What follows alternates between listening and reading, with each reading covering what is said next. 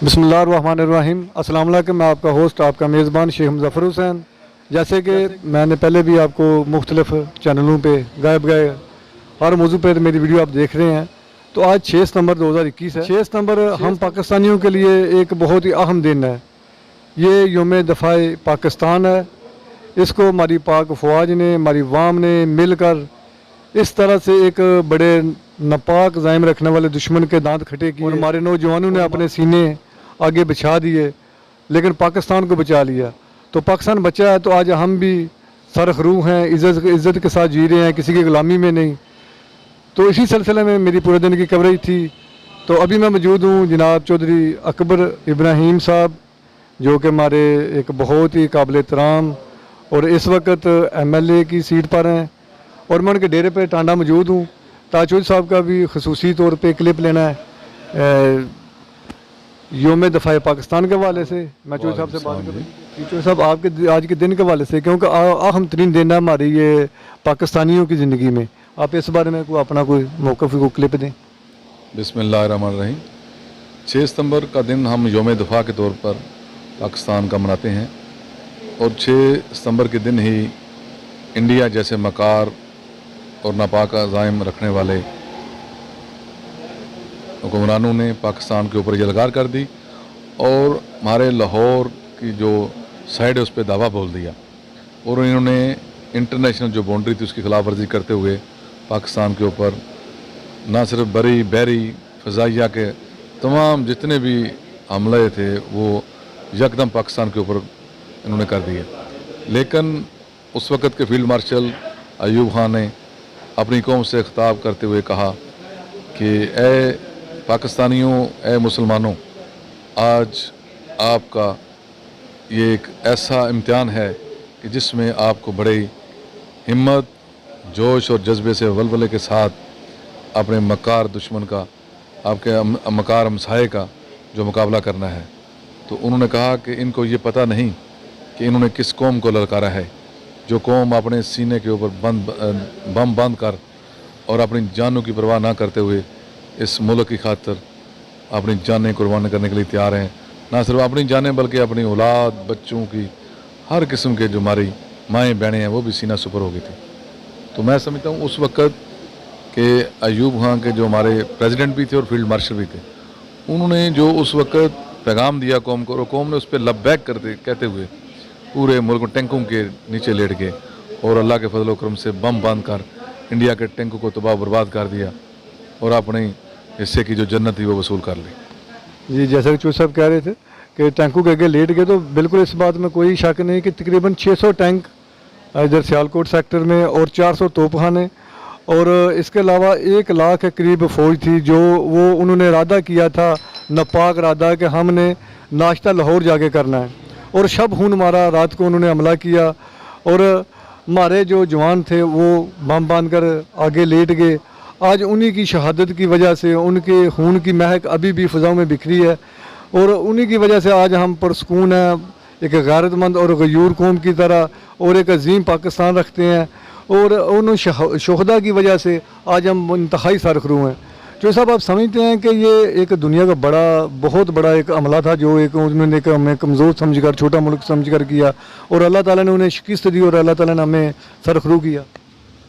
शेख साहब, यही उनकी गलती थी, यही उनकी गलतफहमी थी, जो अल्लाह के फजल करम से हमारी आवाम ने टैंकों के नीचे लेट कर उनको बता दिया कि हमारे लिए जाने कोई अहमियत नहीं रखती। हमारे नज़दीक हमारा नज़रिया ला इलाहा इल्लल्लाह मोहम्मद रसूलुल्लाह, हमारे लिए सबसे बड़ा नज़रिया वो है, और पाकिस्तान उसकी बुनियाद पर बना है। इसलिए हमारे नौजवानों ने टैंकों के नीचे लेट कर अपनी जानों, अपने दिल के ऊपर, छाती के ऊपर बम बांध कर उनको ऐसे उड़ाया, और उनकी खाक जो धूल है वो दिल्ली के जो हुक्मरानों के जो है ना कमरों में जा घुसी, और उनको समझ आई कि ये हमने गलत जगह पे कदम रखा है। और वो तो ये कहते थे उनके जर्नैल कि हमने जिम खाना में जाकर पार्टी करनी है, शराब पीनी है। अल्लाह के फजल करम से उनको ये नहीं पता कि ये वो कौम है जो शराब को हराम समझती है और अपने ईमान का हिस्सा कुरान और हदीस और सुन्ना, और उस दुनिया के अजीम लीडर हज़रत मोहम्मद सल्लल्लाहु अलैहि वसल्लम की उम्मत है, जिन्होंने अपने पेट पर पत्थर बांध कर अपनी जंगें लड़ी। और इंशाल्लाह हमारी कौम ने बता दिया कि हम उस नबी पाक सल्लल्लाहु अलैहि वसल्लम के उम्मती हैं जिन्होंने पेट पर पत्थर बांधे और हम पेट पर बम बांध कर इंशाअल्लाह ताला दुश्मन को सफ़े हाथी से मिटा दिया। और दुश्मन के ऐसे दान कटे कि ये चुंडा के मुआज पर कि उनको वापस मुँह की खानी पड़ी और भाग गए। जी अल्हम्दुलिल्लाह अल्हम्दुलिल्लाह। हम उस दिन हर महाज पर अल्लाह ताला ने हमें फ़तह याब किया और उनको पसपा किया। आज मैं था गेगियाँ बॉर्डर पर, मुझे याद आ रहा था कि ये गेगियाँ बॉर्डर से आगे कितना इलाका बनता है छम का, जो हमने 65 में उनसे छीन लिया।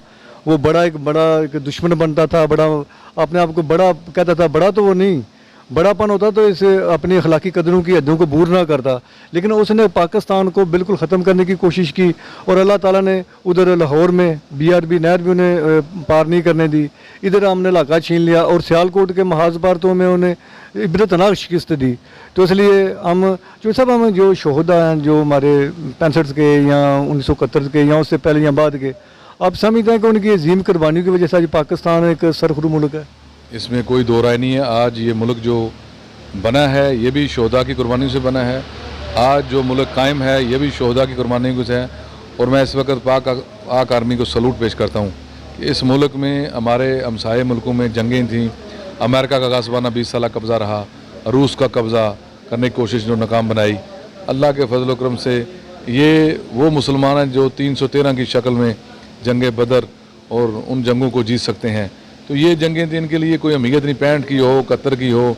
आपने देखा कि पाकिस्तान ने छोटी सी ताकत होते हुए भी, लेकिन हमारी छोटी सी ताकत जो लोगों को नज़र आती है, लेकिन उसके अंदर कभी वो थोड़ी सी झांक लें हमारे अंदर कि हमारे अंदर जो जज्बा ईमानी है वो दुनिया की सबसे बड़ी ताकत है।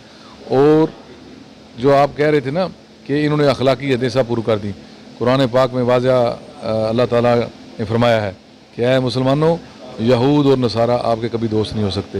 लिहाजा उनकी नज़दीक मफादात हैं, दुनिया है, हमारे नज़दीक हमारी जन्नत है, हमारा दोज़ख और जन्नत का मंजर है। उनके नज़दीक यही दुनिया है। हम ये समझते हैं कि ये दुनिया आर्जी है, हमारे लिए वो दुनिया दायमी है। हमने उस दुनिया की तैयारी करनी है। इसलिए हर मुसलमान जो है वो अपने अल्लाह की इबादत करता है, अपने अल्लाह के रसूल के बताए उसूलों के मुताबिक ज़िंदगी गुजारता है और इस मुल्क में रहकर अपनी ज़िंदगी गुजारना चाहता है। और उस वक्त जब पाकिस्तान तकसीम हो रहा था, हमारे जिन मुल्कों मुसलमान भाइयों ने उस वक्त गलती की, बहुत सारे कश्मीरियों ने गलती की, आज वो उन हिंदू बनिए की चालों के नीचे ज़ेर ज़बर हुए हैं। लिहाजा अल्लाह के फजल करम से उस वक्त हम 7 करोड़ की आबादी का मुस्लिम पाकिस्तान बना था। आज अल्लाह के फजल 22 करोड़ की आबादी है। लेकिन उस वक्त बहुत सारे लोग कहते हैं कि पाकिस्तान गलत बन रहा है, लेकिन आज साबित हो गया है ये पाकिस्तान सही बना था, क्योंकि हम चाहते थे कि हमारा ऐसा मुल्क हो जिसमें हम अपनी आबादत गाहें जो हैं हमारी आज़ाद हों, हमारी आबातें आज़ाद हों, हमारा जो इस्लामी कल्चर है वो पूरी तरह नफाज हो, इस्लामी जो हमारी शरीयत है वो नफाज हो। अल्लाह के फजल करम से हम उस तरफ जा रहे हैं। आहिस्ता आहिस्ता इंशाअल्लाह ताला पाकिस्तान मुकम्मल होगा। जी जैसे चौधरी साहब कह रहे थे कि बिल्कुल इस बात में कोई शक नहीं कि अगर आज पाकिस्तान ना होता तो हमारी मस्जिदों के आगे वो डेक चलाते, हमें इबादतें ना करने देते, हमारे बच्चों को यरगमाल करते। लेकिन अल्लाह का शुक्र है कि हमारी फ़ौज तो गयूर है, लेकिन जब भी जंग होती है हमारी तमाम की तमाम वाम भी है शाना बशाना अपनी फ़ौज के साथ हम पला होती है। और हम समझते हैं कि आइंदा की अगर उसने कोई बुरी नीयत की या किसी भी दुश्मन ने की तो इंशाल्लाह हमारी फ़ौज और कौम पाकिस्तान इंशाल्लाह मिलकर उनसे मुकाबला करेंगे। जी जो साहब बहुत शुक्रिया आपका, बहुत थैंक यू जी, बहुत शुक्रिया।